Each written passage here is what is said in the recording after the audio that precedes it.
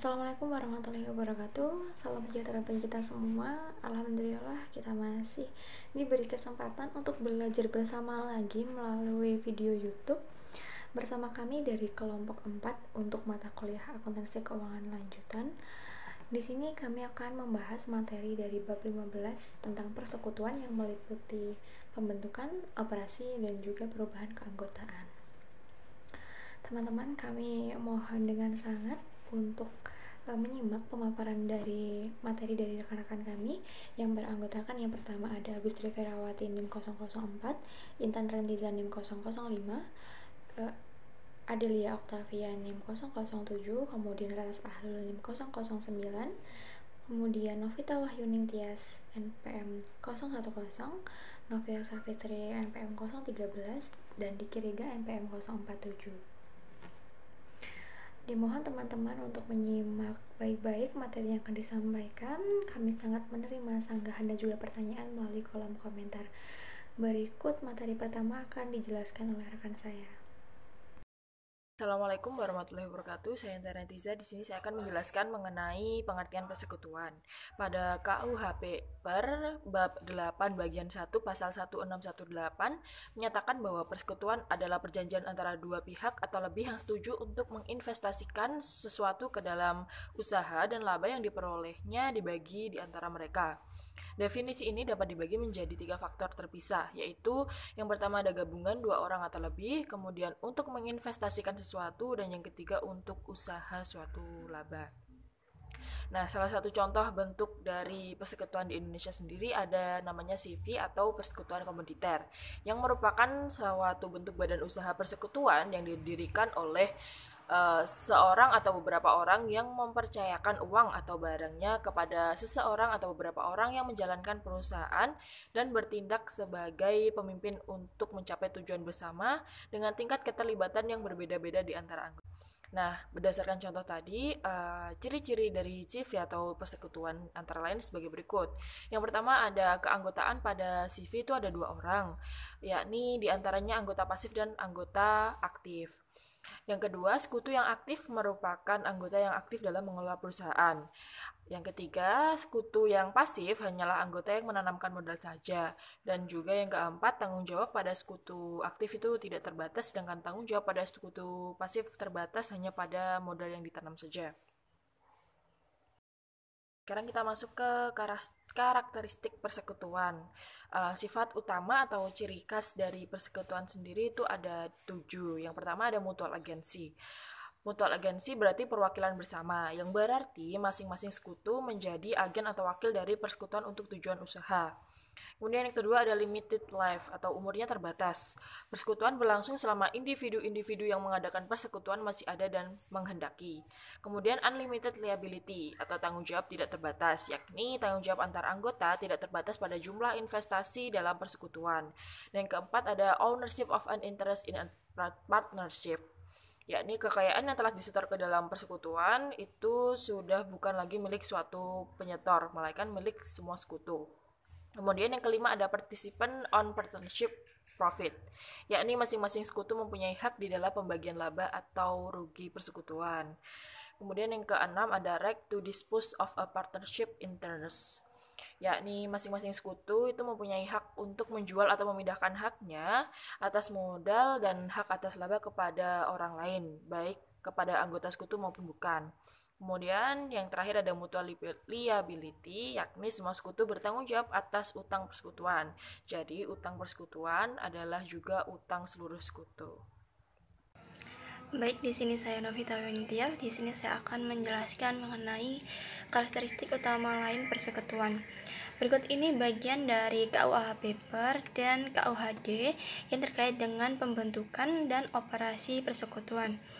Yang terkait dengan penghentian dan likuiditas persekutuan yaitu meliputi yang pertama ada perjanjian persekutuan, kemudian yang kedua ada persekutuan sebagai entitas terpisah, kemudian yang ketiga ada persekutuan adalah wakil atau agen persekutuan.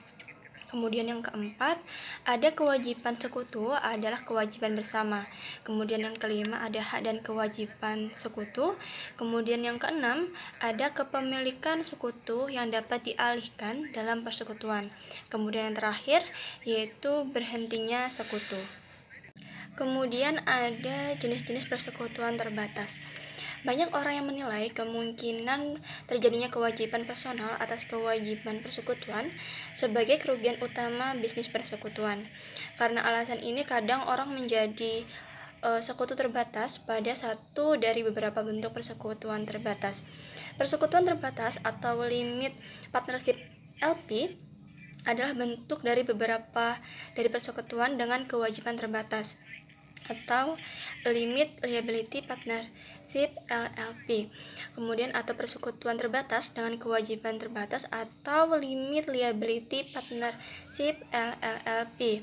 Variasi berdasarkan tingkat perlindungan kewajiban kepada saham itu yang pertama ada persekutuan terbatas atau limit partnership LP.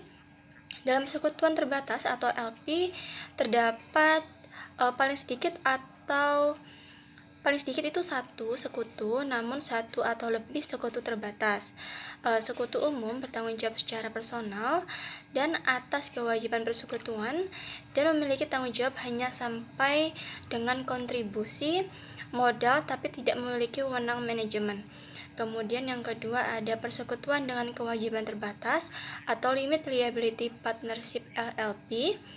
Ini persekutuan dengan kewajiban terbatas adalah di mana tiap persekutuan memiliki tingkat perlindungan kewajiban yang sama. Tidak ada sekutu umum atau sekutu terbatas di LLP, sehingga tiap sekutu memiliki hak dan kewajiban sebagai sekutu umum, tapi dengan kewajiban hukum terbatas. Sekutu dalam LLP tidak bertanggung jawab secara personal atas kewajiban persekutuan. Namun beberapa negara lain sebagian telah mendefinisikan bahwa setiap sekutu dalam LLP bertanggung jawab penuh atas kewajiban persekutuan tapi tidak akibat tindakan kelalaian personal atau malpraktek yang dilakukan sekutu. Baik, assalamualaikum warahmatullahi wabarakatuh. Saya Agustri Ferawati, NIM 04. Di sini saya akan menjelaskan mengenai akuntansi untuk pendirian persekutuan. Jadi, pada saat pendirian persekutuan sangatlah penting untuk melakukan penilaian yang tepat terhadap aset-aset selain kas dan kewajiban yang disetorkan oleh masing-masing sekutu. Setiap kontribusi dari sekutu akan menjadi kekayaan persekutuan dan dimiliki secara bersama. Persekutuan harus dapat memisahkan secara jelas antara kontribusi modal dan pinjaman yang diberikan oleh sekutu kepada persekutuan.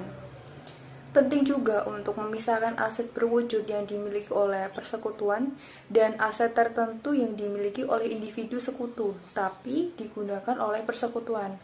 Pencatatan akuntansi atas aset berwujud atas persekutuan harus dijaga. Seperti berikut ini, pencatatan investasi sekutu. Investasi para sekutu dalam berbagai bentuk dan wujudnya dicatat berdasarkan jumlah yang disepakati oleh para sekutu dalam persekutuan dan dinyatakan sebagai modal persekutuan. Yang kedua, ada penggabungan perusahaan perseorangan menjadi persekutuan.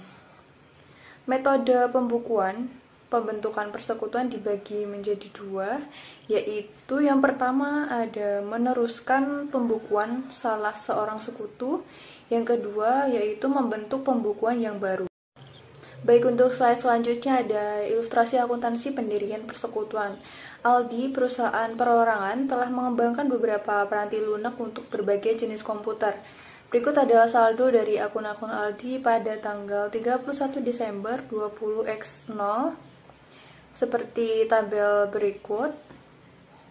Dapat dilihat bahwa di bagian aktiva terdapat kas sebesar 3 juta, persediaan sebesar 7 juta, peralatan sebesar 20 juta, akumulasi penyusunan peralatan sebesar 5 juta, asetnya sebesar 25 juta. Dan kewajiban dan modal totalnya sebesar 25 juta. Di sini Aldi membutuhkan bantuan teknis dari pihak lain untuk meningkatkan penjualan dan menawarkan kepada Bayu pihak yang tertarik pada usahanya untuk bergabung. Aldi dan Bayu setuju untuk membentuk persekutuan. Usaha Aldi diaudit dan aset bersihnya dinilai ulang. Hasil audit dan penilaian menyatakan bahwa ada kewajiban senilai 1 juta yang tidak tercatat, persediaan dinilai sebesar 9 juta, dan peralatan memiliki nilai wajar.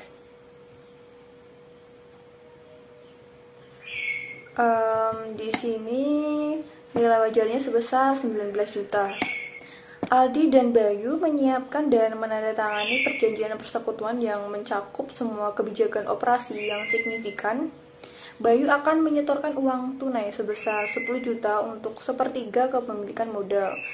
Persekutuan AB ini mengambil alih semua usaha Aldi, termasuk kewajibannya. Baik, selanjutnya ada jurnal untuk mencatat penyetoran modal awal pada pembukaan persekutuan. Pada tanggal 1 Januari 20X1, kas didebit sebesar 13 juta, persediaan didebit sebesar 9 juta, peralatan berada di debit sebesar 19 juta, dan kewajiban berada di kredit sebesar 11 juta. Modal Aldi berada di kredit sebesar 20 juta dan modal Bayu berada di kredit sebesar 10 juta. Akuntansi untuk operasi. Sebuah persekutuan menyediakan jasa atau menjual produk untuk mencari keuntungan. Transaksi tersebut dicatat dalam jurnal dan buku besarnya. Sebagian besar persekutuan menggunakan akuntansi, akrual, dan prinsip akuntansi yang berlaku umum dalam pembukuannya, karena prinsip akuntansi yang berlaku umum menghasilkan pengukuran laba yang lebih baik dibandingkan metode akuntansi alternatif seperti basis kas ataupun bisnis kas yang dimodifikasi. Laporan keuangan persekutuan disusun untuk kepentingan sekutu dan terkadang kreditur. Akun sekutu. Persekutuan bisa memiliki beberapa akun untuk masing-masing sekutu dalam pencatatan akuntansinya. Akun sekutu tersebut adalah sebagai berikut. Yang pertama, akun modal. Investasi awal para sekutu, setoran modal selanjutnya, distribusi keuntungan atau kerugian, dan penarikan modal oleh sekutu dicatat dalam akun modal para sekutu. Setiap sekutu memiliki satu akun modal yang biasanya bersaldo kredit. Yang kedua yaitu akun prive atau penarikan. Para sekutu biasanya melakukan penarikan atas aset dari persekutuan sepanjang tahun sebagai antisipasi atas keuntungan. Rekening akan didebit apabila terjadi pengambilan harta persekutuan untuk sekutu. Kemudian yang ketiga yaitu akun pinjaman. Rekening ini akan didebit apabila utang kepada sekutu berkurang dan dikredit apabila utang kepada sekutu bertambah. Dalam hal persekutuan dilikuidasi, maka saldo rekening ini ikut dipertimbangkan di dalam menghitung bagian kas sekutu yang bersangkutan. Di dalam neraca saldo disajikan pada kelompok pasifa yaitu utang. Kemudian yang terakhir yaitu akun piutang. Rekening ini didebit apabila piutang kepada sekutu bertambah dan dikredit apabila piutang kepada sekutu berkurang. Dalam hal persekutuan dilikuidasi atau dilebur, yaitu mengurangi hak sekutu yang bersangkutan. Di dalam neraca saldo, rekening disajikan dalam kelompok aktiva yaitu piutang. Baik, kemudian materi selanjutnya yaitu tentang alokasi laba rugi persekutuan. Nah, laba atau rugi ini dialokasikan kepada para sekutu pada setiap akhir periode sesuai dengan perjanjian dalam persekutuan. Jadi, sekutu berhak memperoleh bagian laba atau rugi secara proporsional sesuai dengan jumlah yang dikontribusikan ke dalam persekutuan. Nah, dalam artian secara tidak langsung semua persekutuan memiliki perjanjian alokasi laba atau rugi, di mana perjanjian tersebut harus diikuti secara benar, dan jika ada yang tidak jelas maka akuntan harus memastikan bahwa semua sekutu setuju atas pembagian dari distribusi laba atau rugi tersebut. Tentunya akan ada banyak sekali permasalahan dan perdebatan di kemudian hari yang dapat dihindari dengan menentukan secara hati-hati atas pembagian laba atau rugi di dalam perjanjian persekutuan tersebut. Nah, untuk pembagian distribusi itu sendiri terdapat beragam rencana. Beberapa persekutuan memiliki rencana distribusi sederhana, sedangkan yang lain ada pula yang bersifat kompleks. Nah, di sini tanggung jawab akuntan memiliki tanggung jawab yang besar untuk mendistribusikan laba atau rugi berdasarkan perjanjian persekutuan terlepas seberapa sederhana atau kompleks perjanjian tersebut. Untuk distribusi laba atau rugi pada perusahaan itu sendiri kurang lebih sama dengan pembagian pada dividen dalam koperasi misalnya. Nah, distribusi ini seharusnya tidak termasuk ke dalam laporan laba rugi, terlepas bagaimana cara laba tersebut didistribusikan. Nah, distribusi laba ini dicatat langsung kepada akun modal dan bukan beban. Nah, kebanyakan persekutuan menggunakan satu atau lebih metode distribusi.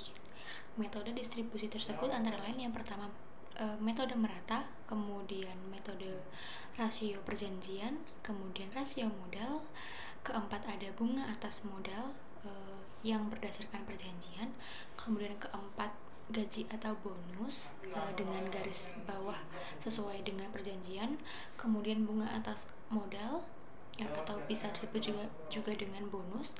Kemudian yang terakhir ada metode yang bersifat khusus. Metode pertama ada rasio pembagian laba secara arbiter. Nah, kita misalkan dengan contoh kasus langsung. Kita anggap Aldi dan Bayu menyetujui perjanjian pembagian laba dengan rasio yang tidak ada hubungannya dengan saldo modal atau kondisi operasional persekutuan. Misalnya dalam perjanjian disetujui 60/40, di mana rasio 60% untuk Aldi dan 40% untuk Bayu. Nah, ketika laba bersih sejumlah 10 juta, maka 60% dari 10 juta, yakni 6 juta dialokasikan untuk Aldi, dan 40% dari 10 juta, yakni 4 juta dialokasikan untuk Bayu.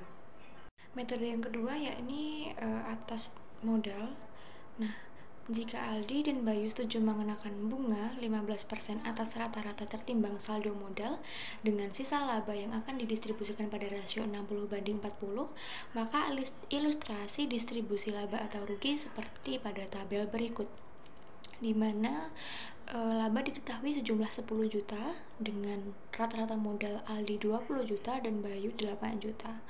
Keduanya dikalikan 15% seperti persetujuan awal, yakni dengan hasil 3 juta untuk Aldi dan 1.200.000 untuk Bayu, di mana keduanya dijumlahkan sejumlah 4.200.000 dikurangkan dengan laba pada tahun tersebut yakni 10 juta, maka sisa laba di tahun tersebut 5.800.000, di mana dengan perbandingan rasio 60/40, maka distribusinya yakni Aldi memperoleh laba sejumlah 3.480.000, kemudian Bayu mendapat bagian sejumlah 2.320.000.